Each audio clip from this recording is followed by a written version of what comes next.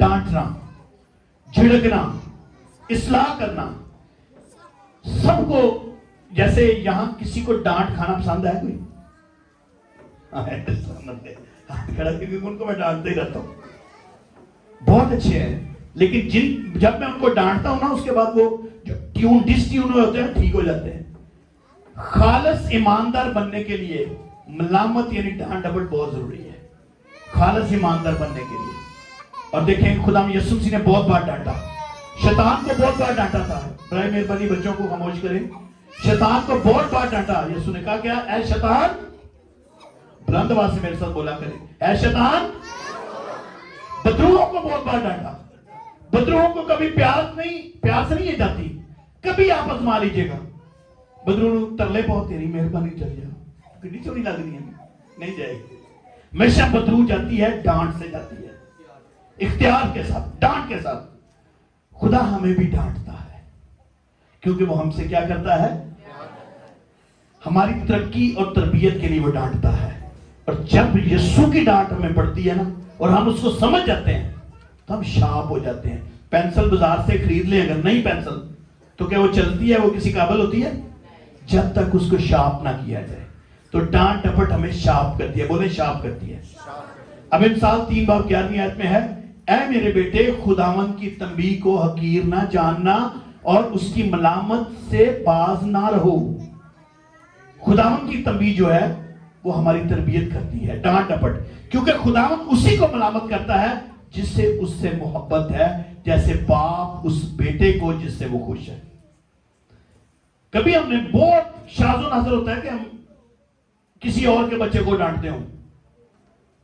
हम तो अक्सर कहते हैं सानू की लगे शराब पींदा तो पींदा पे, लेकिन अपने बच्चे को कोई मां बाप बर्दाश्त नहीं करता।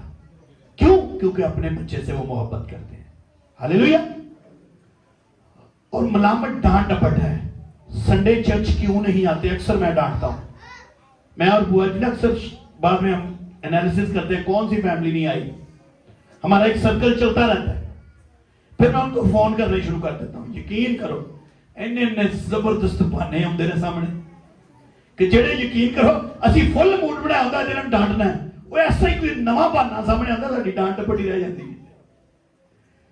भाई साहब आज मैनू यकीन करो ऐसा काम पै गया सी, मैं थले तक आई सारे भाई साहब, तुहानू नहीं भाई वीर नू पुछ लो उत्ते क्यों नहीं आई, उत्ते क्यों नहीं आया। उदों ना थोड़ी लेट हो गई। कितने बजे आए हो? बस उदों उत्ते भाई कामरा ने आखिरी गीत शुरू किया, ही रहेगा नाम सदा दीकर। तो फिर तो डांट बड़ा वाले काम होते हैं। और चर्च में दुआ ठीक नहीं करते हम, उस वक्त से भी बात का डांट महसूस होती है। मैं आपको बताऊं, आप खुश नसीब है जिनको डांट पड़ती है। बोले हम खुश नसीब है। हमें नहीं डांट इतनी पड़ी थी, पड़ी हुई थी, अपने उस्ताद से बहुत पड़ी है, लेकिन बाज का वही उस्ताद डांटते हैं जो प्यार करते, नहीं तो बाकी तो साड़ ही काट देते। जो प्यार नहीं आपसे करते वो डांटते नहीं, वो साड़ निकालते हैं। जो डांटते हैं वो आपसे बहुत मोहब्बत करते हैं। हम लोगों को बहुत डांट पड़ी हुई है, और इतनी डांट थी कि लोग कहते थे चंगे ने, चंगे भले इन्ना काम करते हैं, चर्च फिर डांट खाते। और मेरा हमारा चर्च पूछे कब खत्म होता था? सुबह 9 बजे से लेकर रात 9 बजे तक चर्च जाता था हमारा। अब तो 11:15 बजे मुझे घूरने लग जाते, लेकिन हमारा चर्च इतने बजे खत्म होता था। और सब कुछ होने के बावजूद सैटरडे नाइट इतनी टांगे हमारी गोबर में होती थी, बास का हम वो जगह साफ कर रहे होते थे। पास्टर डैनियल भी उस वक्त से मेरे साथ, मैंने इनसे बड़ा कुछ सीखा हुआ है। हम माइक ना मिले, माइक सही ना हो, फिर डांट डपट, मैनेजमेंट के खिलाफ हो जाते हैं। चर्च वक्त पर नहीं आते, चर्च में डिसिप्लिन ठीक ना नहीं रखते, तब भी डांट में पड़ती है, और पढ़नी भी चाहिए। बाइबल के मुताबिक नहीं चलते, खादम डांटता है तो उसकी डांट सुननी चाहिए। पादरी की डांट जो होती है ना, मुखलस पादरी आपको उसी वक्त डांटता है जब उसको महसूस होता है कि यहां आपकी इस्लाह और तरबियत की जरूरत है, और इस वजह से आपकी बरकत रुक रही है। बात का हम इसलिए डांटते हैं, पता होता है। अब कई दफा आप ऐसी रस्मों रिवाज के आदी हो चुके होते हैं जो आपकी बरकत रोक रहे होते हैं, और पास्टर वो डांट जो आपसे मोहब्बत करता है, जो चाहता है आपकी जिंदगी में बरकत आए, वो आपको डांटना शुरू कर देता है। कई लोगों को मैंने शुक्रगुजारियों में डांटा कि भाई आपकी शुक्रगुजारी का कोई फायदा नहीं है। आपकी शुक्रगुजारी उस वक्त कबूल होगी जब आपका चाल चलन दुरुस्त होगा। कईयों ने उसको मान लिया, बरकतें मिल गई, कईयों ने नहीं माना, उन्होंने पादरी बड़े मिल गए। इसलिए हर वो शख्स उस्ताद या पास्टर बेहतरीन होता है जो आपकी डांट डपट करता है। पादरी से मलामत और डांट डपट का हक कभी मत छीनिएगा। अब चाहते हैं आपकी सलाह होती रहे तो फिर कभी मत कहिएगा मैं आपको अपने बच्चों से ज्यादा मोहब्बत करता हूं। और जो पास्टर आपसे मोहब्बत करता है उसका हक होता है डांटना। आप खुश नसीब है जिनको डांट डपट पड़ती है। और अगर यीशु से सच्ची मोहब्बत है तो उसकी डांट को भी सच्चे दिल से लेना है। किस किस को यीशु से सच्ची मोहब्बत है तो फिर उसकी डांट डपट से भी मोहब्बत करनी है। बोले हम करेंगे। अब मिसाल 1:23 में देखें, तुम मेरी मलामत को सुनकर बाज आओ, देखो मैं अपनी रूह तुम पर उंडेलूंगी और मैं तुमको बातें बताऊंगी। ये मलामत बात कर रही है। ये मुकद्दस सुलेमान के साथ, दाऊद के बेटे सुलेमान के साथ विजडम बोल रही है, अकल बोल रही है। कह रही है तुम मेरी बातों को, और अकल पता कौन है, हिकमत कौन है, यीशु मसीह है। लिखा जब कुछ भी नहीं था तो ये हिकमत ये खुदा के साथ थी, और खुदा के साथ उस वक्त और कोई नहीं था, सिर्फ यीशु मसीह और पाक रूह थे। हालेलुया। और चर्च आने का नुकसान, कभी किसी को हुआ चर्च आने का नुकसान? आज मुझे एक शख्स को यहाँ बता दे भाई साहब मैं चर्च आया तो मेरा इतना बड़ा नुकसान हो गया। कोई है एक शख्स आज तक कभी जिंदगी में आपका कोई डील आपकी कैंसिल हो गई हो चर्च आने से? कोई भी आपका कारोबार में घाटा पड़ गया हो चर्च आने से? कोई भी किसी किस्म का कोई नुकसान हो गया चर्च आने से? नहीं। मैंने अपनी लाइफ में एक शख्स भी ऐसा नहीं देखा जो ये दावा करता हो भाई साहब वो दिन मैं चर्च ना जानता तो मेरा बड़ा बड़ा फायदा होना चाहिए। नहीं, हमेशा ये मैंने सुना है कि मैं चर्च नहीं आया तो मेरा इतना बड़ा नुकसान हो गया। चर्च आने से कभी किसी का नुकसान नहीं होता। मलामत क्यों है कि आप दुनिया से अपना मुंह फेरे। मलामत का मतलब होता है क्या? आप दुनिया से अपना मुंह फेरे और खुदा की तरफ आ जाए, ये है मलामत का मतलब। और मत्ती 17:15 यीशु मसीह भी बहुत डांटते थे। यीशु मसीह से मोहब्बत ही कर, यीशु मसीह ने बहुत डांटा हुआ है। ऐ खुदावंद मेरे बेटे पर रहम कर। यहां पे एक शख्स आ गया, यीशु मसीह दुआ करके भी बाहर निकल रहे थे, बाहर आए थे तो एक शख्स आ गया, क्योंकि उसको मिर्गी आती थी, वो बहुत दुख उठाता था, इसलिए अक्सर आग और पानी में गिर पड़ता था। और मैं इसे तेरे शागिर्दों के पास लाया मगर वो उसे अच्छा ना कर सके। यीशु ने जवाब में उससे कहा है बेदकार और कचरू नस्ल में कब तक तुम्हारे साथ रहूंगा, कब तक तुम्हारी बर्दाश्त करूंगा, उसे यहां मेरे पास ले आओ। अब देखिए यहां पे अगर यहां पास ही आपको कहे बेईमान ओ यीशु तो नस्लों तक पहुंच गए।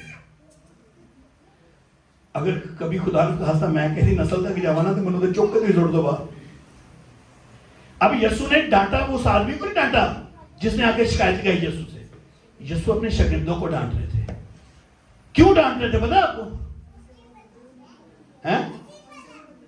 नहीं बदरू निकलने से डांट रहे थे, नहीं इस वजह से भी डांट रहे थे। यीशु एक बड़ी मुहिम से चलते हुए आए थे। अब वाकया पढ़े ना इससे पीछे, तो यीशु साइड पहाड़ पर से मूसा और एलिया को इंस्ट्रक्शन देकर आ रहे थे, फ्यूचर की बातें उनको बता रहे थे कि जब तुमने दोबारा आना है तो ये इंतहाई अनॉइंटिंग मसा और जलाल में बैठे उनके साथ बातें करके अभी नीचे ही उतरे हैं। तो अगर शिकायत मिल गई, अगर नीचे उतरते ही इनको पता चलता कि तेरे शागिर्दों ने इतना बड़ा काम किया है, यीशु तेरे साथ साथ रहते, कमाल है, तो यीशु और ज्यादा बरकत उन पर देते। लेकिन बात का कोई खुदा का खादम किसी और बात में, किसी मसला में बैठा होता है, निकलते नाल ही बात शिकायत मिलनी शुरू है। यहाँ पे यीशु मसीह ने इसलिए डांटा था कि मैं एक और मसले से निकल गया, उन्होंने एक छोटा सा मसला मेरे सामने रख दिया। और क्या कहा है? बेदकार है कचरू नस्ल। यीशु ने उसे झिड़का और फिर बाद में, पहले नहीं बदरू को झिड़का, पहले शागिर्दों को झिड़का। पहले किसको झिड़का? और देखें, और यीशु ने उसे झिड़का और बदरू उससे निकल गई और लड़का उसी गली से ही हो गया। भाई बदबू क्यों निकली भला? क्यों निकली? क्योंकि यीशु ने उसे डांटा था। और लड़का तो अच्छा होना ही था। अब देखें वो बाप उसका क्या शिकायत लेके आया कि मेरा बेटा मेरे बेटे पर रहम कर क्योंकि उसको मिर्गी है। यीशु ने यहां मिर्गी के लिए दुआ की थी? जरा रहे मेरे साथ, मिर्गी के लिए दुआ की? क्यों शागिर्दों को डांटा था? क्योंकि वो उस जगह तक पहुंच ही नहीं पाए थे शागिर्द, वो मिर्गी के लिए दुआ कर रहे थे। बात कर हम भी ऐसे मसलों में फंसे होते हैं, मसले की नोयत तक तो हम पहुंचते नहीं है। यीशु ने उनको इसलिए डांटा था कि मिर्गी के लिए दुआ कर रहे थे। यीशु इसलिए डांट रहे थे कि मेरे साथ रह रहे हो, अभी तक तुम्हें ये जज करना नहीं आया कि उसमें प्रॉब्लम क्या है। उसमें प्रॉब्लम तो मिर्गी की है ही नहीं थी, बीमारी की है ही नहीं थी। उसमें प्रॉब्लम तो यह था कि उसको इब्लीस ने जकड़ा हुआ था, और इब्लीस उस बीमारी को कभी नहीं जानता। अब बीमारी के खिलाफ लगे हुए तो इब्लीस के खिलाफ तो लगे नहीं। तो यीशु ने बीमारी को नहीं डांटा था, यीशु ने उस शख्स को नहीं डांटा था, यीशु ने डायरेक्ट उस सोर्स को डांट दिया जो उसको आग और पानी में ले जाता था। आपको पता है आग क्या करती है और पानी क्या करता है? डुबो देता है। और इब्लीस आपको जलाना भी चाहता है और डुबोना भी चाहता है। और यीशु ने प्यार से नहीं कहा मेरा पुत्र आ ना। आजकल पास्टर आजकल प्यार करते हैं, कोई नाराज ना कोई। यीशु ने उसे डांटा, झिड़का। जैसे यीशु ने उसको झिड़का, बदबू उसमें से निकल गई और लड़का उसी घड़ी अच्छा हो गया, क्योंकि यीशु डायरेक्ट उस सोर्स तक पहुंच गए थे। हालेलुया। अब देखें, यीशु उन पर मेहनत कर रहा था, मगर उनके काम ना आने पर यीशु वो अगर वो देखें, वो उनसे बदबू नहीं निकली थी, वो लड़का ठीक नहीं हुआ था, नाम किसका खराब हो रहा था? बोले मेरे साथ, नाम किसका खराब हो रहा था? आप यहां पे इतने सालों से चर्च आ रहे हैं, अगर आप दुआ नहीं कर रहे, अगर आप सीधे रास्ते पर नहीं चल रहे, तो नाम किसका खराब हो रहा है? किसका खराब हो रहा है? मेरा तो चलो हो ही रहा है, लेकिन मेरे पीछे किसका है? अगर आप किसी के घर में या किसी दफ्तर में काम कर रहे हैं, वहां चोरी कर लेते हैं, तो लोग आपको बाद में कहेंगे, पहले यीशु को कहेंगे ले बड़ा क्रिश्चियन बंदा सी, बड़े ईमानदार। एक ही क्रिश्चियन कुड़ी रखी है, एक ही मुंडा रखे, तो काम वे लो। नाम किसका खराब हुआ? यीशु का। यीशु इस बात से भी नाराज हो गए थे। यीशु उस वक्त बड़ी मुहिम से आया था, पहाड़ से एलिया और मूसा से मिलकर मुस्तकबिल की बातें उन्हें बताकर बहुत बड़े मसा और जलाल के साथ आया था। खुदा को बहुत गुस्सा चढ़ा और यीशु उनकी नस्लों तक चला गया। एक गजब नस्ल। जब आपकी परफॉर्मेंस यीशु के सामने ठीक ना हो ना, तो उसको गुस्सा चढ़ जाता है। अही कहना कोई गल नहीं, चर्च ही जाना भाई। अगर आप एक अच्छी सी मोटरसाइकिल, साइकिल या कोई खूबसूरत सी चीज खरीद के ले आए, तो वीआईपी कई चीज तो खरीद के ले आओ, कार क्यों चले ही ना, तो की होएगा? दसो की होएगा? बेहतरीन चीज बात कर चौके मारोगे चाइना ना, चाइना दी चीजें जनी होंगी ने। हाँ जी, उन्हें माइक चिप के बचे। आप भी कीमत से खरीदे गए। बोले मैं कीमत से खरीदा गया। बोले मैं कीमत से खरीदा गया हूं। साथ वाले को कहे आप कीमती हैं। हालेलुया। और आप इतने कीमती हैं कि आपका कोई दुनिया में मोल ही नहीं है। हालेलुया। और आपकी कीमत किसने पे की है? बताएं किसने पे की है? तो हुण तुहानू यीशु ने खरीदा तो तुसीं चलो ही ना। तुसीं चाइना दा माल दे नहीं, जे तुसीं चलो ही ना। चाइना साडे तो बहुता चलदा जे पिया। तो यीशु बड़ा प्यार करेगा। यीशु आपको चलाना चाहता है, अपनी राहों पर चलाना चाहता है। आप चलते हुए यीशु नजर आए, आप उठते हुए यीशु नजर आए, आप निकलते हुए यीशु नजर आए। आपके चलने से, आपके साए से लोगों को जवाब मिलनी चाहिए। क्योंकि उसने आपको अपने लहू की कीमत देकर खरीदा है। इसलिए आपकी परफॉर्मेंस, हम 20-20 साल चर्च आ रहे हैं, अभी तक हमें दुआ करना नहीं आई। 20-20 साल तक हम चर्च आ रहे हैं, पर हमें दुआ करना नहीं आई। वो डांटता है। पादरी भी इसलिए डांटते हैं। अब 10 बाब 8वीं आयत में देखें, बीमारों को अच्छा करना, मुर्दों को जलाना, कोड़ियों को पाक साफ करना, बदरुओं को निकालना तुमने मुफ्त पाया। और ये किसने मुफ्त पाया? हमने। बोले मैंने। आज यीशु इसलिए भी डांटता है कि इतना कमाने पैसे लैंड है लोगों को, इतना कमा लिए असी कारोबार बना लिया है। और 17 बार उसकी 19वीं आयत में देखें, तब शागिर्दों ने अच्छा वहां कुछ नहीं अगों शगिर्दां दी भी सलाम है शगिर्दां नूं। अज दे लोग की करते हैं, पादरी इतने कुछ कह रहे उस टाइम ही माइक सुटिया बाहर निकल गए, उस टाइम ही गिरजा छड़ता, उस टाइम ही कहता मुन्नू सानू पादरी बड़े ने। लेकिन शागिर्दों को भी सलाम है, कोई नहीं बोला आगे से।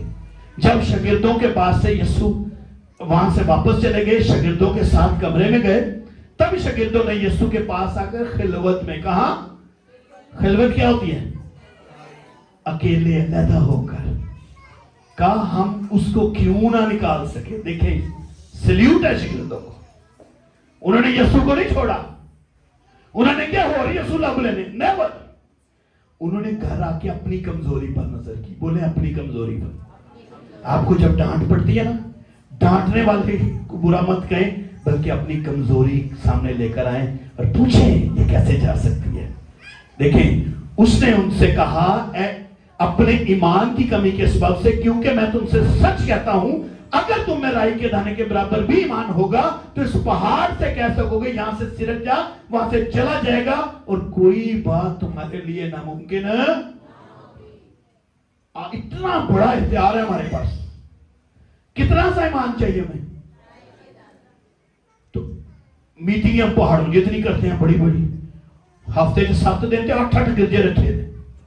एक मीटिंग, दूसरी मीटिंग, तीसरी मीटिंग, चौथी मीटिंग। यकीन करें 8 मीटिंगों में भी हमारा राई के दाने जैसा ईमान नहीं होता। आप एक मीटिंग एक चर्च में राई के दाने जैसा ईमान लाए, आपकी जिंदगी से बड़े बड़े पहाड़ जाएंगे। हालेलुया। अब रिब्यूक यानी डांट डपट के साथ ताल्लुक है ब्लेसिंग का। अगर यीशु मलामत करता है तो बड़ी बड़ी बरकतें भी देता है। किस किस का ईमान है यीशु बरकतें देता है?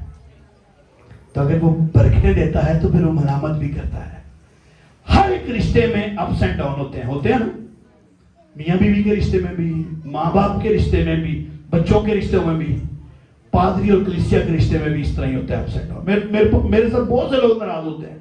अक्सर मुझे बुआ कहती है और कहते हैं भाई साहब तुहाडे तो लोग इन्ना तुम लोगों ना करना फिर भी नाराज रहते हैं। मैं कहना कोई गल नहीं, मेरे बच्चे ने। पादरी अगर डांट कर मलामत करके कलाम के मुताबिक सलाह करता है तो उसी के वसीले से बहुत सी बरकतें भी आती हैं। याद रखिए बाज़ वक़्त आपकी बरकतें रुकी होती हैं, दरवाजे बंद होते हैं, आप खोल नहीं पा रहे होते दरवाजे, लेकिन आपका खादम पास्टर जो है वो डांट से वो दरवाजा खुलवाता है आपसे, तो फिर बरकतें का समंदर जारी हो जाता है। हालेलुया। अब देखिए शागिर्दों को डांटा लूका 9:54 में। ये देखकर उसके शागिर्द याकूब और यूहन्ना ने कहा, ऐ खुदावंद क्या तू चाहता है कि हमको हुक्म दे आसमान से आग नाज़िल कर उन्हें भस्म कर दे जैसा एलिया ने किया? मगर उसने उन्हें छिड़का। क्या किया उसने? अच्छा बात कहते हैं भी नाल होंगे पादरियां दे भाई साहब तुझी उन्होंने कुछ नहीं कह सके, सानू हुक्म दे सानू वेख्यो वेख्यो जरा उन्होंने ऐसी थी ऐसी ना फेर दे चिट्टे तुम पर हो बिचों। कई यकीन करो आके हाथ चूमते हैं। मैं उन्होंने कहा मेरा हाथ ना चूमो, गिर के आया करो। अच्छा वो लोग कन्वेंशन कारीगर नजर आते हैं जेडे हाथ चूमणगे जपियां पाणगे। कई ऐसे ने जेडे मुंह दे उत्ते भाई साहब ठंड पै गई अज ते तुहाडे नाल मिल के यकीन करो और दूजे चर्च वाले तुहाडे खिलाफ बड़ियां गल्लां करदे ने। मैं खलोवांगा तुहाडे अगे, मैं भाई तेरी मेहरबानी तू ना गलो, जे तू गिरजे आ सकदा ते गिरजे आ जाएगा। ये देखे डांटा मगर यीशु ने उन्हें झिड़का, तुम नहीं जानते तुम कैसी रूह के हो, क्योंकि इब्ने आदम लोगों की जान बर्बाद करने नहीं बल्कि क्या करने आया है। अही कहने तू सानू इंज कह रहा तेरे नस्लों तक मैं जावांगा, तू फिर मनु याद करके नहीं, तुम उन्हें जानता नहीं। यीशु कहता नहीं तुम नहीं जानते तुम कौन सी रूह के, क्योंकि इब्ने आदम लोगों को बर्बाद करने नहीं आया बल्कि क्या करने आया, बचाने आया। फिर वो किसी और गांव में चले गए। चलो अब देखें 59 वर्ष में। फिर उसने दूसरे से कहा मेरे पीछे चल। और जब बहुत से लोग खिदमत करने के लिए आते हैं, कौन कौन खिदमत के लिए आता है? तो सारे खिदमत के लिए, यहाँ जो चर्च में आता है वो खिदमत के लिए आता है। तो बहुत से लोग मुझे कहते हैं आके भाई साहब मैनू भी खिदमत जगह लेके आओ। मैं कहता हूँ ठीक है आप आए। देखें उसने दूसरे से कहा मेरे पीछे चल। उसने कहा खुदावंद मुझे इजाजत दे कि पहले जाके अपने बाप को दफन कर लूं।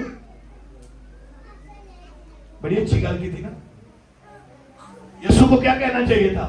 हाँ हाँ चल मैं भी होना तेरे नाल। लेकिन यीशु ने क्या कहा? क्या कहा? जरा बुलंद आवाज से बोले, यहाँ कौन कौन मुर्दा बैठा हुआ है? जो वेरी गुड बड़े। कौन कौन मुर्दा बैठा हुआ है? सारे जिंदा हैं? साथ वाले कोई आप जिंदा है? हालेलुया। फिर उसने दूसरे से कहा मेरे पीछे चल। अच्छा, मुझे लोग अक्सर कहते हैं पैसों सानू भी खिदमत का मौका दो। मैं कहता हूं सबसे बड़ी खिदमत है बाहर बैठ के जूतियां ठीक करना। वो खिदमत का पहला स्टेप है। अगर हम वो खिदमत भूल जाते हैं ना तो यहां तक नहीं पहुंच पाते। पहले वो खिदमत है। ये माइक हमारे हाथ में अभी नहीं मिला, पूछ रहे हैं। यहां बेंसमीना भी है, भाई जमील भी है। ये कोई 10-15 साल इस तरह के काम करने के बाद खुदा ने ये पकड़ाया हमें। ये भाई कामरान आज जो इतनी बड़ी बड़ी मीटिंग करते हैं ऐसे नहीं कर रहे। ये बड़ी पहले दिन जब चर्च हुआ था हमारे पास कीबोर्ड भी नहीं था। रात बजा के की थी वर्शिप। ये भाई तारक अक्सर बताते होते हैं कहां कहां कैसे कैसे, क्यों नहीं भाई जी कैसे खिदमतें की हुई। ऐसे ही नहीं कि हम जाते साथ ही किसी अच्छे माइक में अच्छे स्टेज पे जाके खड़े हो गए तो हमारी खिदमत होगी। ये आपसे टाउन तो आज गलियां बनी है। आज से कोई 30 साल पहले यहाँ इतना इतना कीचड़ होता था। हम 2 नंबर यूनाबाद से आसफ टाउन 2 नंबर तक हम जाया करते थे पैदल। और घर आते थे ना तो हमें लोग ये नहीं कहते थे कि आप खिदमत करके आए, लोग कहते थे वाडियां करके आए। ये खिदमत है। लोगों के घरों में झाड़ू देते रहे हैं ताकि लोग चलते जाए। कभी आप में से किसी ने ऐसी खिदमत का सोचा? यार माइक भी सही कर, कोई सोचा किसी ने कि मैं जाके 9:30 चर्च होता है, मैं किसी को जाके 8:30 बजे घर में रिलैक्स करूं जाके ताकि मेरी वजह से वो खानदान भी चर्च आ जाए। मेरे उस्ताद ना हमें क्या करते थे कि आपने घर से झाड़ू लेकर आना है, सरफ लेकर आना है, बर्तन धोने वाला साबुन लेके आना है। सबको ये डिवाइड कर दिया जाता था। अंडे भी ब्रेड भी लेकर आना है। हम जाके कलीसिया के घरों में 2-2 घंटे 3-3 घंटे पहले दरवाजा नॉक करते। वो भी सो रहे होते थे, हम उनको जगाते, हम जाके उनके बिस्तर ठीक करते। और बहनें जो थी वो जाके झाड़ू देना शुरू करती। बर्तन वो सारे परेशान कहते की हो गया, टीम कितों आ गई? क्या नहीं, उठो तुम चर्च जाना है। वॉशरूम धोए, कपड़े इस्त्री करके देते थे। और वो लोग चर्च जाते थे, हम ये काम करके 9:30 चर्च शुरू होता था, हम भी 9:30 बजे आके मसबा पर खड़े हो जाते थे। आज ऐसे मम्मी डैडी वर्शिपर और मम्मी डैडी बर्गर फैमिलियों से अलग रख रहे लोग कहते हैं यस्सु तेरे मम्मी में चलना है। लेकिन 1 मिनट मुझे जरा अपना पियो दफनान दे। और देखें जिनके घर में मेमोरियल सर्विस है, जिनके घर का सरबराह आज दुनिया में गया, वो सारे इंतजाम चर्च में बैठे हैं बाजी के लिए और उनकी फैमिली के लिए जोरदार तालियां। ये है खातमों की खिदमत। असी फुफी दे चाचे का ताया मर गया तो ही गिरजा छड़ देने। एडा क्लोज रिश्ता। भाई साहब मैं ना गई सा कुएं की, उथे मेरी सस दी चाची का सोहरा मर गया सी। वेरी गुड जी। यीशु ने क्या कहा उसे? उसने उससे कहा मुर्दों को अपने मुर्दे। और जो चर्च छोड़ देते हैं ना ये फौतगियों के लिए, मेमोरियल सर्विस के लिए, जनाजों के लिए चर्च छोड़ देते हैं, बहुत अच्छा काम नहीं करते। यीशु ने कलाम ने, मैं किसी पास्टर बिशप की बात नहीं कर रहा, यीशु ने उनको मुर्दे कह दिया है। क्या कहा है उनको? साथ वाले से पूछे आप तो नहीं मुर्दे? पूछो जिन्हों पूछा जाता कि ना जी, क्योंकि मैं तो नहीं चर्च छाड़ता, को मैं नहीं चर्च छाड़ता। झूठ ना बोले हो। आइंदा के बाद अगर आप किसी फौतगी की वजह से भी चर्च छोड़ेंगे ना तो खुदा आपको मुर्दा कह देगा। तो किस किस को शौक है मुर्दा बनने का? नहीं ना? को तोबा ठीक है। उसने उससे कहा मुर्दों को अपने मुर्दे। लेकिन तू जाकर खुदा की बादशाह की खबर फैला। कितना वैसे मुश्किल ना कार पई हो, खुदा ना खास्ता डेड बॉडी ਸਾਨੂੰ ਤੇ ਫਟਿਆਂ ਦੀ ਫਿਕਰ ਪਈ ਹੁੰਦੀ ਹੈ, ਜਨਾਜ਼ੇ ਦੀ ਮੰਜੀ ਦੀ ਫਿਕਰ पई होती है, और कोई नहीं, तो बालन ही नहीं पूरा होता। यीशु कहता है नहीं, जाकर खुदा की बादशाह की खुशखबरी, बड़ा मुश्किल है, उथे देखो जकार जनाजा पे ही खुशखबरी फैलाते फिरिए। दिस इज द सर्विस, ये खिदमत है। अगर कोई खिदमत में आना चाहता है तो ये है। और एक और ने भी कहा, मैं तेरे पीछे चलूंगा लेकिन मुझे इजाजत दे कि मैं अपने घर वालों को जाके डबल रोटी दे। यीशु ने उसको भी इजाजत दी। यीशु ने से कहा, जो कोई अपना हाथ हल पर रखकर पीछे देखता है खुदा की बादशाह के लायक नहीं है। कितना आसान काम है ना खिदमत। किस किस को लगती है खिदमत बड़ी आसान? ये खिदमत है। मेरे भाई की शादी थी इस्लामाबाद, मुझे फोर्स किया गया आपने निकाह पढ़ना है।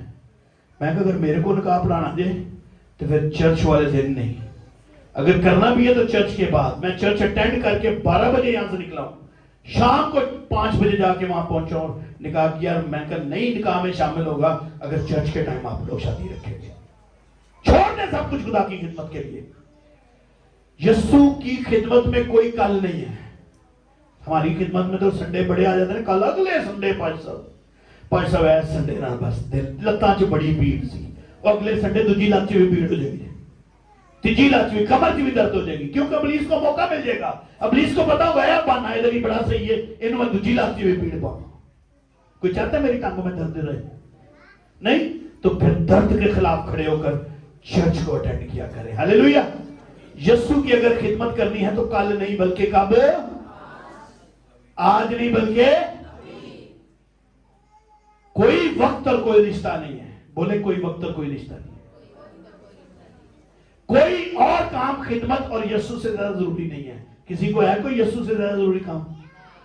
दसो है कोई कमेटी निकली, साइकिल चोरी ना हो जाए, गड्ढे में होना यीशु तो ज्यादा जरूरी हो, कोई काम नहीं है जरूरी। मत्ती 15:22 में लिखा है, और देखो एक कनानी औरत उन सरातों से निकली और पुकार कर कहने लगी है, खुदावंद इब्ने दाऊद मुझ पर रहम कर, एक बदरू मेरी बेटी को सताती है। मगर उसने उससे जवाब ना दिया। ये भी बहुत बड़ी डांट है। अगर मैं चलता जा रहा हूं तो मैनू बुलाते हो, मैं तो वेखा ही ना जवाब ही ना देवां, तुसीं की कहोगे? चंगा मोटी पादरी है, देखो है की है, समझदा की अपने आप। यीशु ने ये किया, ये भी रिब्यूक है, ये भी डांट डपट है। उसके शागिर्दों ने पास आकर उससे यह अर्ज की कि उसे रुखसत कर दे, क्योंकि वो हमारे पीछे चिल्लाती है। उसने जवाब में कहा, मैं इस्राएल के घराने की खोई हुई भेड़ों के सिवा और किसी के पास नहीं भेजा गया। मगर उसने आकर क्या कर दिया? अगर कोई आपके खिलाफ भी पादरी बात कर दे, आप पादरी को नहीं, उस चर्च में आके यीशु को सजदा करना शुरू कर दे। हालेलुया। और कहा है, खुदावंद मेरी मदद कर। उसने जवाब में कहा, लड़कों की रोटी लेकर कुत्तों को डालना अच्छा नहीं है। एडा बड़ा तो जरूर नस्ल पहला यीशु नस्ल तक पहुंच गया, इतने उन्हें कुत्ता ही क्या करे। खुदा माफ करे अगर कोई पादरी बेचारा कह दे, और यूहन्ना ने तो सांप के बच्चों भी कहता थी, कितना वर्ड है ना पादरी। और इसको देखकर गैर कौमें बड़ा उछालती हैं। अभी पिछले दिनों एक शख्स आया हुआ था पाकिस्तान, वो भी बड़ी उछालता है इन बातों को, लेकिन इस बातों के पीछे एक बहुत बड़ी सच्चाई है। टाइम नहीं है कि मैं इसकी सच्चाई को फिर किसी वक्त करूंगा। देखिए देखिए उसको क्या बोल दिया, क्या बोला? बोले क्या बोला? ऊंची बोलो, क्या बोला?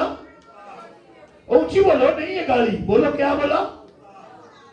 कुत्ता बोल दिया। अगर कोई सानू खुदा ना खासा नहीं बोले तो यही तो यकीन करो वो गिरजिया की वो इलाका ही छाड़ देंगे। उसने कहा हाँ खुदा, होए होए होए होए।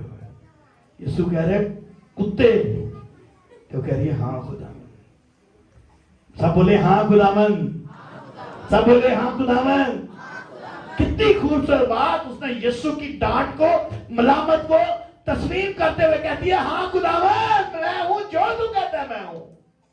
क्योंकि कुत्ते भी तो टुकड़ों से ही खाते हैं जो उनके मालिकों के मेज से गिरते हैं। अच्छा, ये जब इंग्लिश ट्रांसलेशन मैंने पढ़ी ना, तो इंग्लिश ट्रांसलेशन में वर्ड डॉग नहीं लिखा हुआ, वहां पता क्या लिखा हुआ है? केजेवी की ट्रांसलेशन है, किंग्स जेम्स वर्जन, वहां पे लिखा हुआ पपीज। पपीज का क्या मतलब होता है? जरा ऊंची सारी बोलो, क्या होता है? कुत्ते के बच्चे। यानी और ज्यादा, चलो कुत्ता कहते थे ठीक है, उधर कुत्ते के बच्चे। खुदा माफ करे, सानू कोई नहीं कह दे, बड़ी खतरनाक बात है।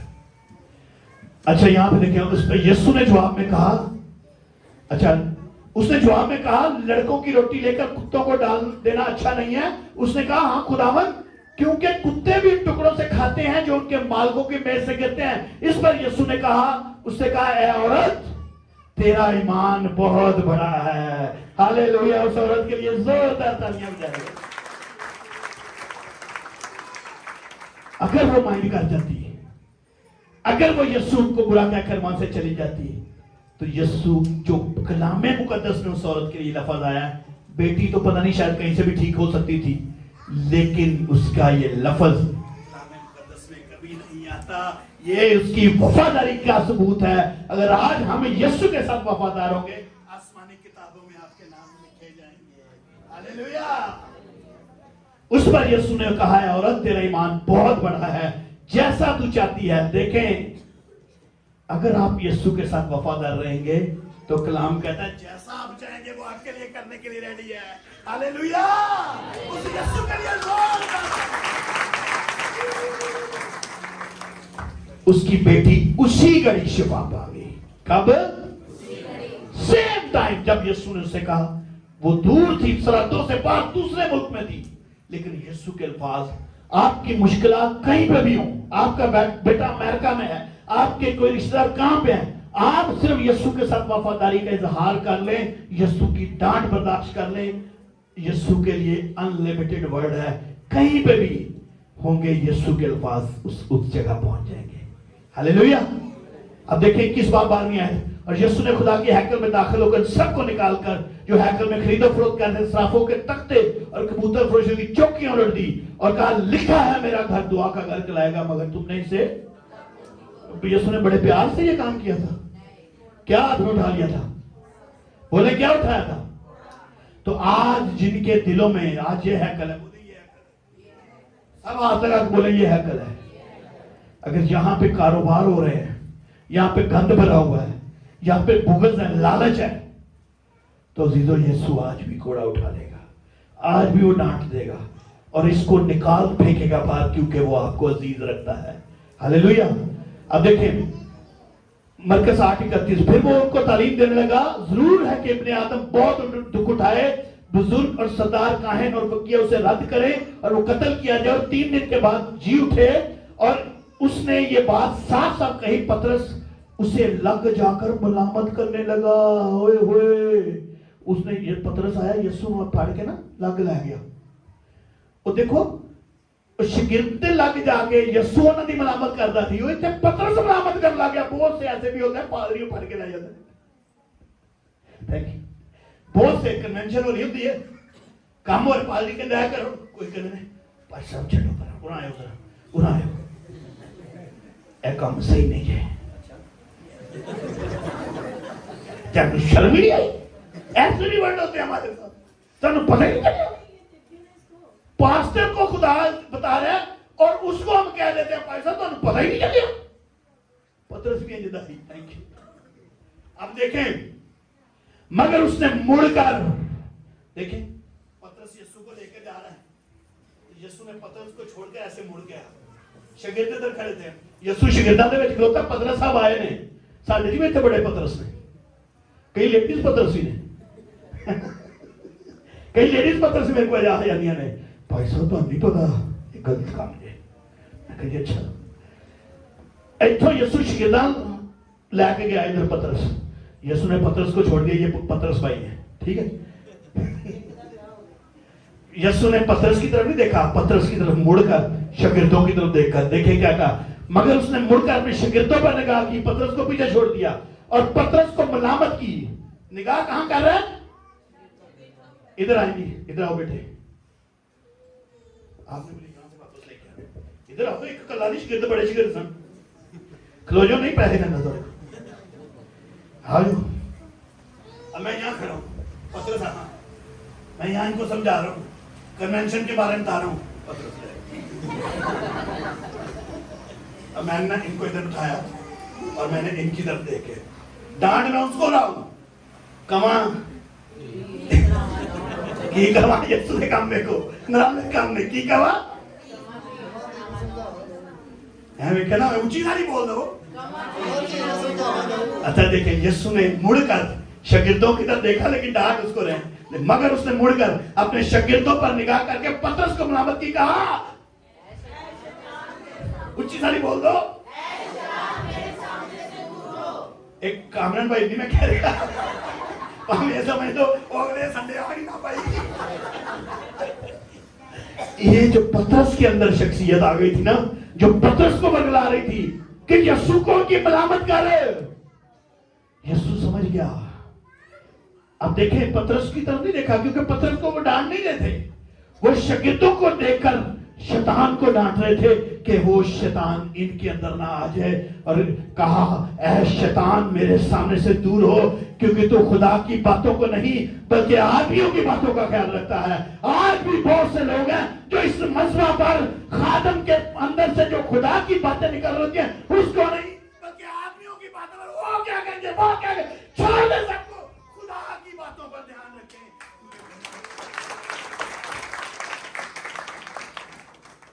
शुक्रिया बेटा।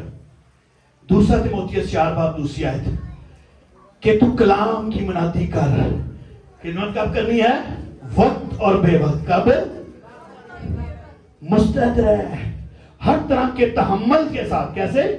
राती को हम 2 बजे को जगान आ जाए तो मूड कहता होगा, दसो मेरा नहीं जो गुस्से वाला होता, मनु सारे कहते कोई टाइम, मैं कहना उतना भी टाइम है। खुदा ने मनु जो खादम है वो 24 घंटे का खादम है। कितनी देर का? कभी अस्पताल के बाद देखा आपने लिखा हुआ 24/7 देखा? बाइबल में जब इब्रानी जुबान में देखते थे उसबिया वर्ड है। क्या वर्ड है? उस बोले उसबिया, इसका मतलब है 24 घंटे 7 दिन। तो ये वर्ड पौलुस रसूल ने खादमों के लिए इस्तेमाल किया हुआ कि वो खिदमत में उसबिया वर्ड यानी 24 घंटे 7 दिन खिदमत करें और तहम्मुल के साथ। कैसे? तालीम के साथ। दूसरी बात, पहली बात तहम्मुल के साथ, दूसरी बात तालीम के साथ। समझा दे, मलामत करे और नसीहत करे। मिनिस्ट्री में ये 3 वर्ड याद रखें, करेक्ट, रिब्यूक, एनकरेज। आप लोगों को सबसे पहले करेक्ट करें। अगर कोई गलत काम कर रहा है, कोई सिगरेट पी रहा है ना, पहले उसकी सलाह करें, फिर उसको डांटें, लेकिन फिर उसका हौसला भी बढ़ाएं। कोई दुआ कर रहा है ना, अगर ये मत कहें तेरे तो दुआ ही नहीं करनी है, खबर है तू दुआ की थी आइंदा तो। बात कर हम ऐसे कहते हैं, वो सालों पीछे चला जाता है। नहीं, उसकी करेक्शन करें, उसे कहें। बात कर मैं लोगों की करेक्शन करता हूं, मैं डर भी जाता हूं क्योंकि वो लोग बुरा बनाते हैं। कुछ लोग यहां खड़े होकर उनको कहा जाए ना खुदाम की हजूरी के लिए दुआ करें, वो रिश्तेदारों के लिए दुआ करना शुरू कर दे। खुदावन तू मेरी भैन दे, मेरे भरा दे, मेरी दादी दे, मेरे दादे दे, तू उन्होंने दे बच्चों ने, उन्होंने डंगरा ने भी दुआ कर लगे। भैया आपको यहां हजूरी के लिए कहा है, अब उसके लिए दुआ करें। फिर पास्टर को चाहिए कि उनकी इस्लाह करें, लेकिन फिर बाद में हौसला भी बढ़ाएं। कोई बात नहीं एल्डर साहब, भाई जी वेल डन, बड़ी अच्छी दुआ की है, लेकिन नेक्स्ट टाइम इस तरह के लफ्ज बोलना, ये है तरीका। और बस खत्म कर रहा हूं। और तुम इस नसीहत को भूल गए हो, साथ वाले को गए, तुम इस नसीहत को भूल गए हो जो तुम्हें फर्जंदों की तरह की जाती है। मेरे बेटे, खुदावंद की तंबीह को नाचीज ना जान। जब वो तुझे मलामत करेगा करे तो तू बेदिल ना हो। बोले तू बेदिल ना हो, क्योंकि जिस वक्त खुदा मोहब्बत रखता है उसे तंबीह भी करता है, और जिसको बेटा बना लेता है उसको कोड़े भी लगाता है। कौन कौन खुदा का बेटा बनना चाहता है? बेटियां भी इसमें शामिल हैं। तो फिर बेटे के लिए क्या जरूरी है? छड़ी भी जरूरी है। और खुदावन की छड़ी जो है ना, वो बंदे को बड़ा बना देती है। हालेलुया।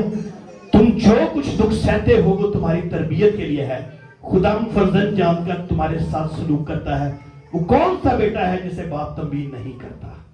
अगर तुम्हें वो तंबीह ना की गई जिसमें सब शरीक हैं तो तुम हरामजादे। अब जो डांट को बर्दाश्त नहीं ना करते, उनके लिए वर्ड है, ये मैं नहीं कह रहा। क्या वर्ड है? ऊंची सारी बोले क्या है? और नहीं घबराओ, कलाम में बोल पढ़ो, क्या वर्ड है? ऊंची सारी बोलो। ये गाली नहीं है दुनिया में गाली है, लेकिन कलाम है ये।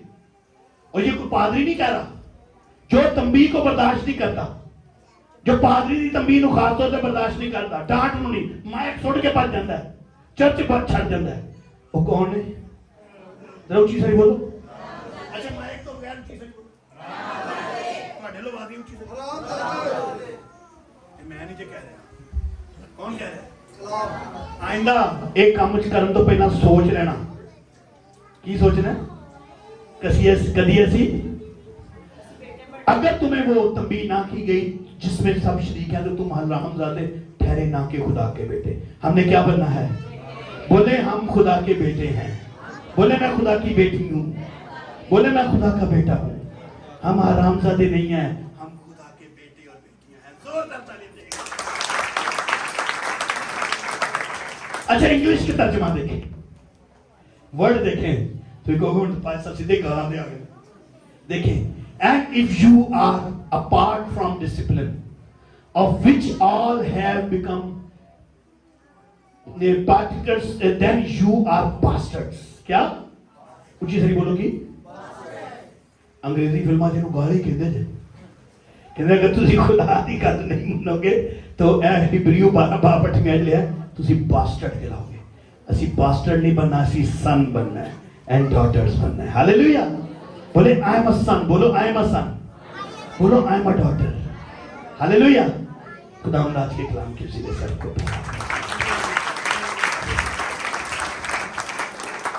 अच्छा हम किसी ने कानून अगर दाखिल हुए ना